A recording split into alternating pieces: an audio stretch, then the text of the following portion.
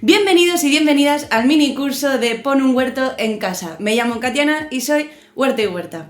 Si te acabas de encontrar este vídeo, tienes que ir al vídeo anterior, a la lección número 1, donde habláramos de la luz y del espacio. Si ya lo has visto, adelante con la nueva lección número 2.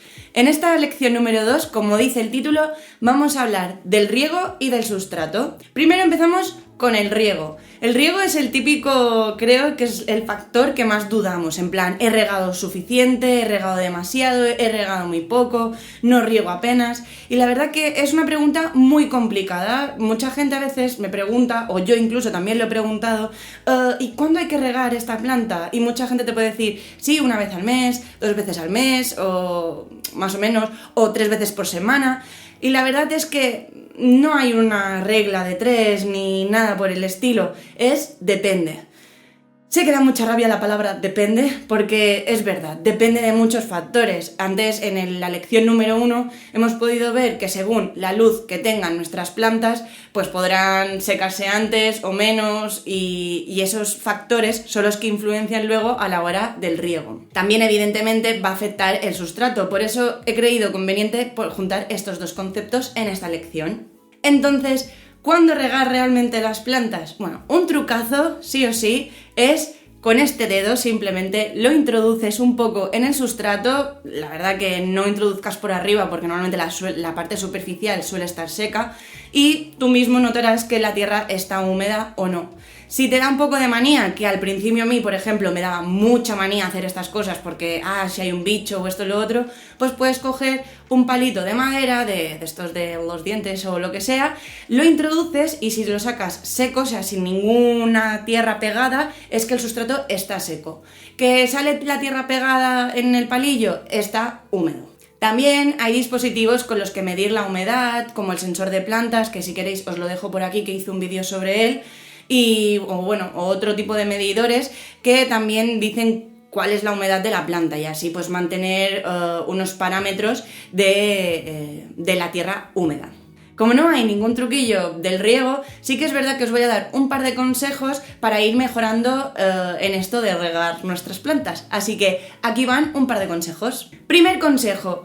Busca información sobre ella. Normalmente a veces cuando compramos las plantas en un vivero o en internet mismo podemos ver más o menos las gotitas estas que te ponen, ¿no? Normalmente te ponen una escala de 5 gotitas y más o menos pues puedes ver qué plantas pues necesitan más agua o menos agua. Por ejemplo, la tomatera es una planta que a la vez que va creciendo más agua necesitan, básicamente porque tiene los frutos. Pero eso sí, hay que ir con cuidado, por ejemplo, que no se encharque, que haya una humedad más o menos equilibrada para que luego pues no coja hongos o que no se pudran las raíces. En cambio, por ejemplo, el romero o el tomillo o incluso la lavanda, se podría decir que son aromáticas que les gusta estar secas. Por ejemplo, las podemos regar, pero luego les gusta tener pues un periodo de un par de días secos, o incluso si pasan un gran periodo sin agua, es verdad que no se mueren enseguida.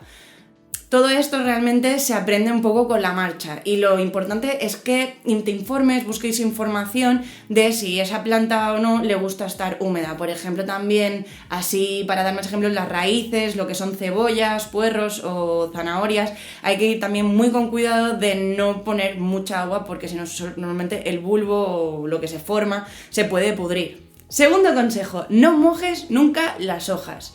Porque, se pueden mojar las hojas, de hecho hay gente que las moja para darle cierta humedad. Claro, eso se puede hacer, yo que sé, por ejemplo, una vez al mes, una vez cada 15 días, depende de dónde vivas y la humedad que haya en el ambiente. Pero mejor que esto no pase de manera diaria, básicamente porque, por ejemplo, en plantas como la lechuga se va acumulando el agua entre sus hojas. Entonces ahí es donde se puede acumular demasiada agua y llegar a pudrir otra vez la hortaliza o la planta, bueno, en este caso la lechuga. Consejo número 3. La hora del riego es muy importante. Normalmente se puede hacer, o se aconseja hacer, mejor dicho, por la tarde o muy pronto por la mañana. Básicamente porque al mediodía a veces podemos sin querer mojar una hoja, si le cae agua esa hace efecto lupa y las puede quemar, y básicamente que también hace más calor, entonces se evapora ese agua que queda superficial y no llega nunca a entrar no se llega a adentrar. Consejo número 4. Es posible que, al igual como a mí me pasa, que a veces no reguemos nuestra planta, básicamente o porque nos olvidamos de ella o por cualquier otro motivo. Entonces la veremos así un poco a chuchurría y habrá que regarla y veremos la tierra muy seca. Entonces lo que te recomiendo es que vayas regándola durante un periodo largo, o sea, durante 2 horas, por ejemplo, un par de veces y poco a poco. Básicamente porque si le ponemos mucha agua, muchas veces el sustrato se compacta cuando se seca, por tanto, cuando reguemos se irá por los lados, entonces no se introducirá el agua dentro del sustrato. Y luego, otro motivo es que también la podemos como estresar, ¿no? En plan, ¿por qué me echas tanta agua de repente? Y no es buena idea. Entonces mejor que cuando la sequemos, pues por ejemplo, regar un poquito, de aquí 2 minutos, otro poquito, de aquí 2 minutos, otro poquito. Consejo número 5. Si usas platos debajo del macetero, tienes que ir un poco con cuidado a que una vez que reguemos no se quede el agua ahí estancada. Porque sí, está muy bien que, yo que sé, imagino que gente que vive en balcones para que luego no chorree toda esa agua por la calle, uséis platos. Pero tenéis que acordaros de vaciar ese plato para que luego no se quede el agua estancada. ¿Qué ocurre? Que lo que hace la tierra es chupar ese agua que ya ha expulsado y puede pudrir las raíces. Así que si usáis platos lo entiendo, pero intentad que no quede agua acumulada. Créeme que poco a poco con el tema del riego vas a ir mejorando. Sobre todo, mejor quedarse corto de agua que no excedernos. Normalmente mueren nuestras plantas por exceso de agua, por exceso de riegos, que las queremos tanto que las regamos demasiado. Así que hay que frenar, hay que ser un poco ratillas con el tema del agua y nada, y eso, y que poco a poco vais a ir aprendiendo y observando y analizando qué es lo que necesita vuestra planta.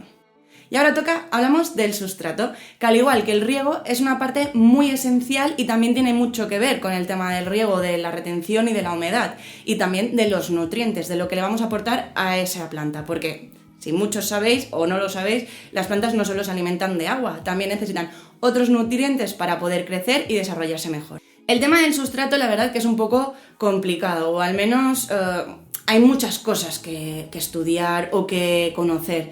Yo la verdad que no le presté atención al principio y fue un grave error, básicamente porque no me crecieron bien las plantas en su momento, eso te frustra y hace que digas, ay, no sirvo para ello. Y no es verdad, no es que no sirvas para ello, sino que simplemente no conoces eso.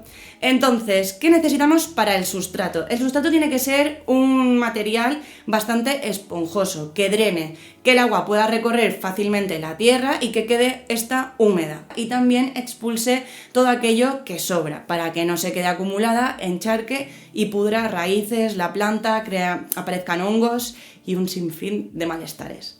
Entonces, ¿qué sustrato hay que poner?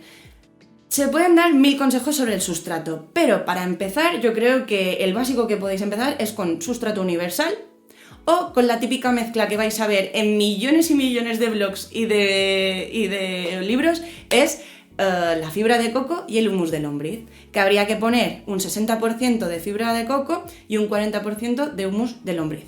También a esta mezcla se le añade a veces un 10% de perlita, que son como unas piedrecitas muy pequeñas que hacen que esta tierra quede mucho más aireada, esponjosa y suave y evita que se compacte la tierra. Y eso nos da una facilidad para que crezcan las raíces.